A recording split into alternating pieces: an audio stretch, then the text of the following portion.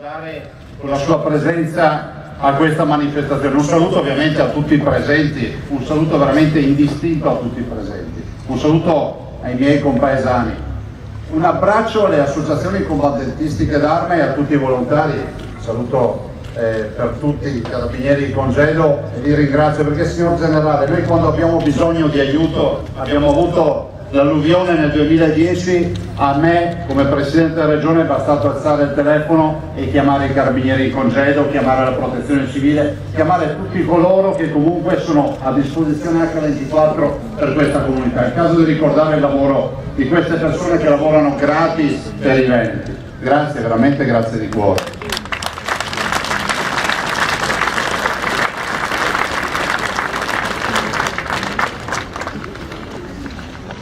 Penso che noi siamo arrivati alla fine di un percorso che è quello di una tanto sospirata caserma dei carabinieri qui a Bodega di Sant'Urbano.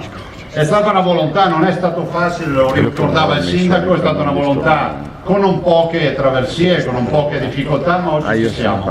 Io penso che il significato di oggi e la presenza di tutti i miei concittadini sia quello di dire che da oggi ci sentiamo ancora più sicuri. I carabinieri lo dimostrano quotidianamente. Io che ho il monitoraggio un po' di quello che accade, so che quando accade qualcosa nel nostro Veneto i carabinieri sono lì sempre a dare risposta.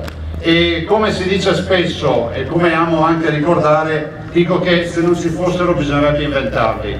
È pur vero che nel nostro territorio, anche se le statistiche e i dati dicono che è ritenuto un territorio sicuro, abbiamo comunque necessità di diffondere sempre di più il concetto della sicurezza.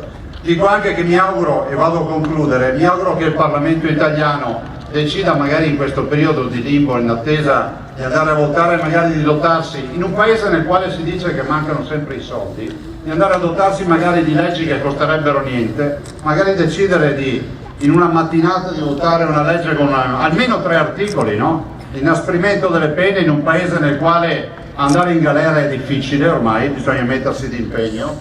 Magari queste pene, oltre a inasprirle, fare in modo che diventino anche certe. Penso che negli Stati Uniti se ti danno un giorno di galera ci vai un giorno in carcere, non è che aspetti ad accumularne 5 anni per poi cominciare a vedere la porta del carcere. E infine lasciatemelo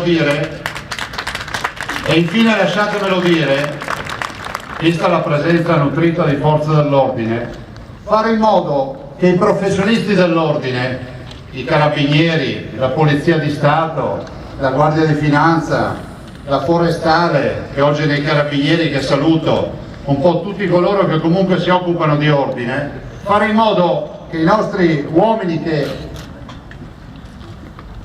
vigilano sul territorio, fanno in modo che i cittadini non abbiano problemi, possano fare il loro lavoro. Farli girare con il codice penale, non con il galateo.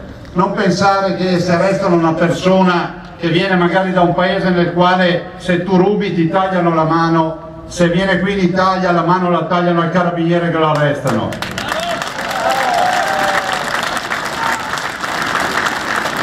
Penso che anche da queste cose si qualifica la civiltà di un paese. Dare la possibilità alle nostre forze dell'ordine di fare dignitosamente il loro lavoro.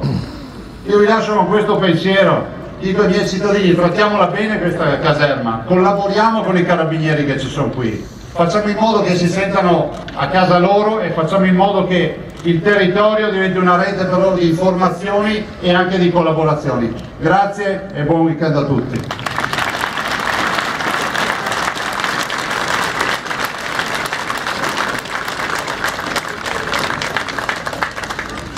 Prende la parola il comandante generale dell'Arma dei Carabinieri, generale